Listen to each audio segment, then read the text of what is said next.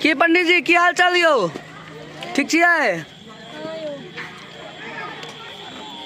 एखन हम सब लगमा में छी और 2 बरख पहिने लगमा के हम देखेने रहूँ।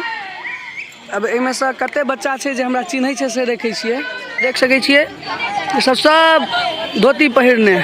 की नाम है अहाँके? रवि कुमार। और यो पंडित जी सब इम्हर आओ इम्हर आओ। ई सब नया नया बुआ सब छथिन। अहाँ चिन्है छी हमरा पक्का?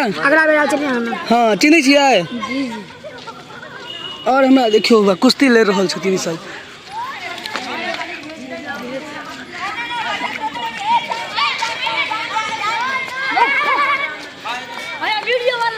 नहीं होगा दी कुश्ती करू कुश्ती में कोनो कमी नहीं होगा। चलू चलू एक बेर हो जाए चाहिए। तो अहाँ सब में से क्या आदमी छियै जे हमरा चिन्है छियै? एकटा अहाँ के 2 गो 3 गोटा हमरा चिन्है छै, 4 गोटा 5 गोटा। की नाम अहाँके? आदित्य कुमार। और के चिन्है छै? शिवम, मनीष, भास्कर कुमार झा 5 साल से, मानव कुमार झा 6 साल से। हम सब दरअसल जहन आयल रहूँ 1.5 साल पहिने तो उस समय में ये सब चीज़ नहीं छलैया और हम सब बहुत सारा लोग के बीच में रखलिए बात लगमा के लऽ कऽ। बहुत सारा लोग आबि कऽ तऽ फंडिंग सेहो केलखिन, बहुत सारा लोग कॉपरेट केलखिन। और अखन हम जहन गुजरि रहल छलहुँ, जहन ई देखलहुँ हैं दृश्य तो हमरा बड़ा मनमोहक लागल है। और एतेक सारा बच्चा सब छथिन और एहिठाम रहि कऽ ई सब। अच्छा अहाँ सब संस्कृत पढ़ै छियै ने नीक जेना? नमस्कार, जय हिंद जय मिथिला। हम छी कृष्णा और अहाँ देख रहल छी स्टैंड विथ मिथिला। एखन हम छी लगमा में और सरकार छथिन, महाराज जी छथिन। पिछला बेर तो हमरा दर्शन नहीं भऽ सकल हिनकर, लेकिन चूँकि ओहि समय में 4 धाम यात्रा पर रहथिन। आइ हम गपशप करे के प्रयास कर रहल छी। महाराज जी दरअसल हमरा ई जानबाक इच्छा अछि जे अखन जे छै वर्तमान में अपन संस्था के, अपन लगमा में जे संस्कृत विद्यालय चल रहल अछि, एकर की केना स्थिति छै, वस्तु स्थिति? संस्कृत विद्यालय के स्थिति तो आइ पूरे मिथिला में एकटा लगमी ब्रह्मचर्या आश्रम छै जे संस्कृत और संस्कृति का ओना तो बहुतो जगह छै, लेकिन मुख्य रूप से संस्कृत के रक्षा कर रहल छै। एहि लए कऽ रक्षा कर रहल छै। हर जगह विद्यालय महाविद्यालय के छै। चूँकि संस्कृत के पढ़ाई जे छै से केवल मास्टर छथिन, हर जगह प्राध्यापक छथिन। प्राध्यापक तो अपने नहीं पढ़ते तो विद्यार्थी पढ़ते। तो विद्यार्थी हर महाविद्यालय में केवल नाम के लेल छै। चूँकि नाम के लेल एहि लए कऽ अनिवार्य छै जे नाम विद्यार्थी के नहीं रहते तो विद्यार्थी के बंद करवा देबै, स्कूल तो महाविद्यालय बंद भऽ जेतै। तो ताहि दुआरे नामो जरूरी छै। परीक्षा तो प्रायः हर महाविद्यालय से जे छै से स्टूडेंट दै छै, लेकिन एतुका विद्यार्थी जे छै से वैल्यू बहुत विद्यार्थी छै और आश्रम में जे छै से विद्यार्थी रहि रहल छै। ताहिसँ संस्कृत के अपन बहुत रक्षा भऽ रहल छै। अच्छा पहिने से बदलाव नजर आयल जे विद्यार्थी सबके संख्या बढ़लै, छात्र के संख्या बढ़लै, लोग के रुझान बढ़लै जे अपन संस्कृति के रक्षा करी, अपन संस्कृत के। चूँकि संस्कृत पूरा विश्व में सबसे पुरान भाषा है और ये भाषा के नहुए लोग छोड़ देने छलिए। और एना अगर हम मिथिला के बात करी तो संपूर्ण विश्व में मिथिला एगो प्रसिद्ध जगह है।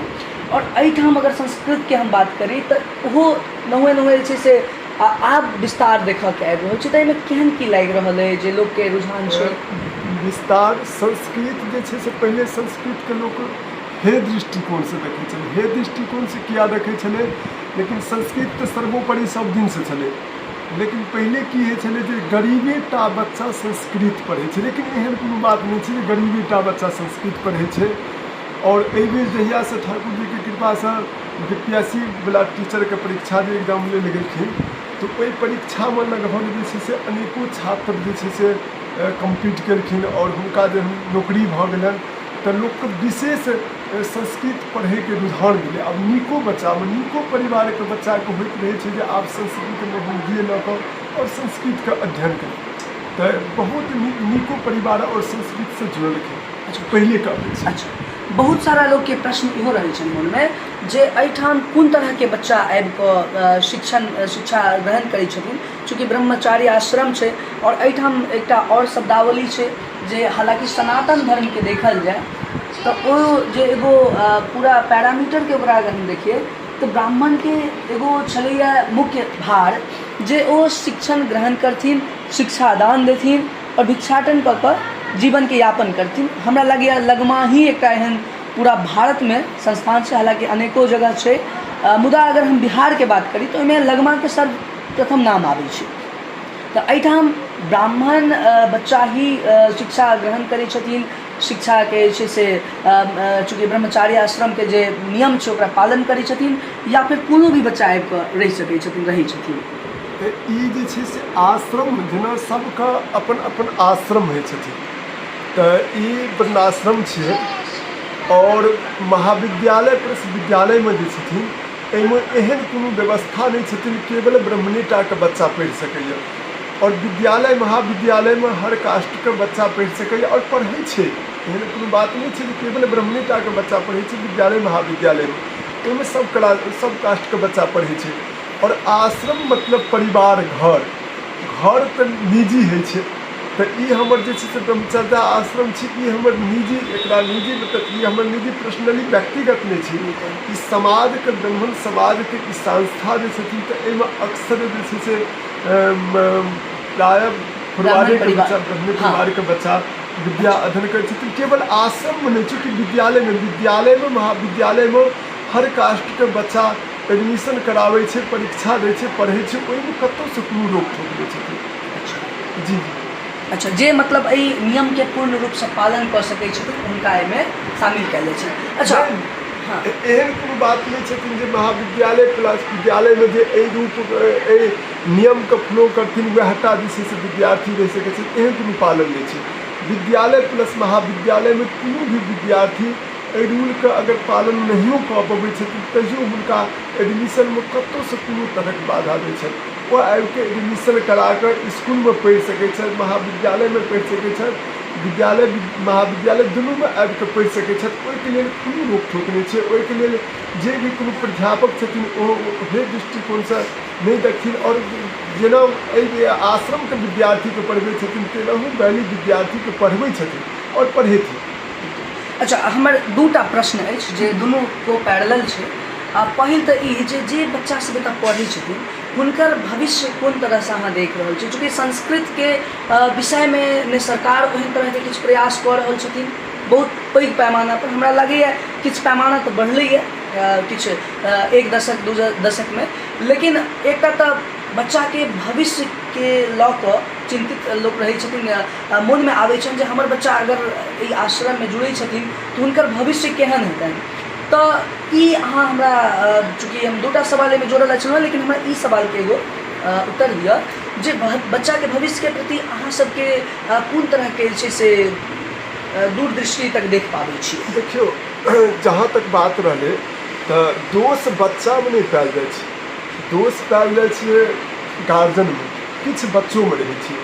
जेकर गार्जियन सक्रिय छथिन और बच्चा के कई रूप से ओ सम्हारै लए चाहै छथिन, ई पड़ै छै गार्जियन पर। गार्जियन अगर ढिलाई केलखिन तऽ बच्चा में कमीपना आबि जाइ छै।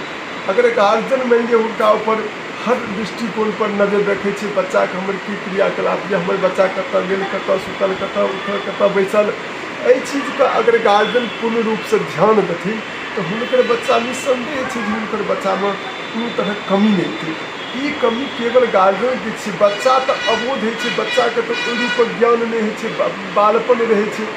अपन जीवन से हम बालपन देखै छियै और एखुनका बच्चा के जे देखै छियै ताहिमे बहुत अंतर छै। अपना बालपन से मिलबै छियै, अगर अपन हमरा बालपन में जाहि गार्जियन हमरा जे छै से गाइडेंस करैत रहलै और हर दृष्टिकोण से देखलकै तैँ ई बच्चा जे छै से एहि रूपक प्रोग्रेस केलकै। आइ अगर जे छै से हमसब जे छै से हमही सब ने एहि समाजमे एहि आश्रममे जे भी कोनो बच्चा छथिन ओकरा समाजके दृष्टिकोण रहै छथिन। हमसब भिक्षाटन करै छी तकर दूटा कारण, एहि लए कऽ जे एक तऽ संस्कृतके प्रचार प्रसार हेथिन और दोसर कारण जे छै से हुनका ममत्व रहतनि जे हमर पैसा, हमर धन, हमर परिश्रम एहि आश्रममे लागल यऽ, तो एतुका बच्चा केना बनतै सेहो हमर सबके दृष्टिकोण रहै छथिन।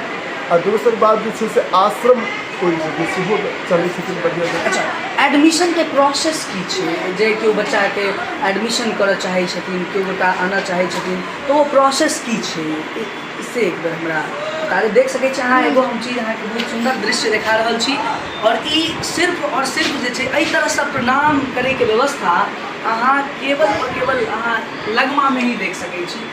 एना नहीं, लोग आधा पैर छुबै छै और आधा जे छै से ठेहुना छुबै छै, तेहन प्रणाम करैके व्यवस्था अखनके दौरमे छै। लेकिन ई बुआ सब छथिन, हिनका सबके यह संस्कार जे छै से बहुत पैघ जे छै से छै, लगमा देखा रहल छै जे कोना कऽ कऽ बच्चाके भविष्य निर्माण कयल जाय। तऽ एडमिशन के प्रोसेस हमरा 2 मिनट। एडमिशन के प्रोसेस जे छै से तऽ हमसब जेना आश्रमके रूल खलो छथिन सब प्रक्रिया बता दै छै। तकर बाद हमसब कहै छियै कि आश्रम तऽ केवल सहयोग पर चलै छै, भिक्षाटन पर चलै छै, और अपनेके जे सहयोग करै छै किछु इच्छा हेथिन तऽ दऽ सकै छियै अपने। कोनो एहन प्रतिबन्ध नहि छथिन जे एतेक पैसा देबै तखने टा विद्यार्थीके अहाँके एडमिशन हैत।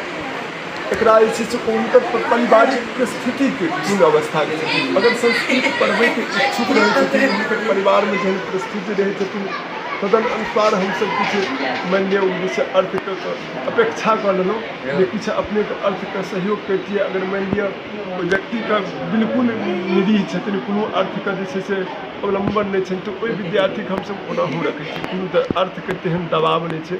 विद्यार्थी अगर पढ़ैमे सक्षम छथिन और विद्यार्थीके पढ़ैके इच्छा छनि, गार्जियनके पढ़ाबैके इच्छा छनि, तऽ अर्थ कोनो मायने नहि रखै छै। अच्छा, सरकारी संस्थान द्वारा, सरकार के द्वारा किछु मदद भेट रहल छै संस्था के या नहीं भेट रहल छै? सरकार के द्वारा जेना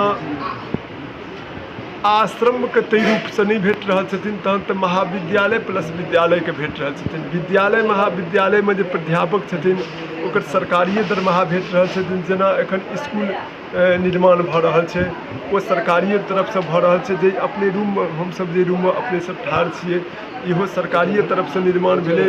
बगलमे लैट्रिन बनि रहल छै, इहो सरकारिए तरफसँ निर्माण भेलै। तऽ किछु सरकारी तरफसँ सेहो होइ छथिन सरकारके तरफसँ, आ किछु जे छै से ठाकुर जीके कृपासँ समाजो स्तरसँ होइ छथिन। ताहि दुआरे ई आश्रम चलै छै। एहन बात नहि छथिन जे सरकार सहयोग नहि कऽ रहल छै। आखिर सरकार सहयोग नहि कऽ रहल छै तऽ महाविद्यालय प्लस विद्यालय छै। बिल्कुल। अच्छा, एक और चीज, अहाँ कतेक समयसँ एहिठाम सेवा दऽ रहल छी लगमामे? हम लगभग 5 वर्षसँ सेवा दऽ रहल छी।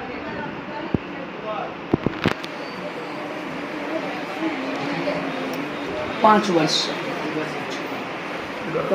स्टैंड विथ मिथिला के माध्यम से समस्त मिथिलावासी एवं देशवासी के हम देखेबाक प्रयास केलहुँ हैं, और अहाँ सब गोटे से हम एकटा जरूर विनती करब जे अहाँ सब जे छै से एहि संस्थाके योगदान करियौ, जतेक भऽ सकै सहयोग करियौ।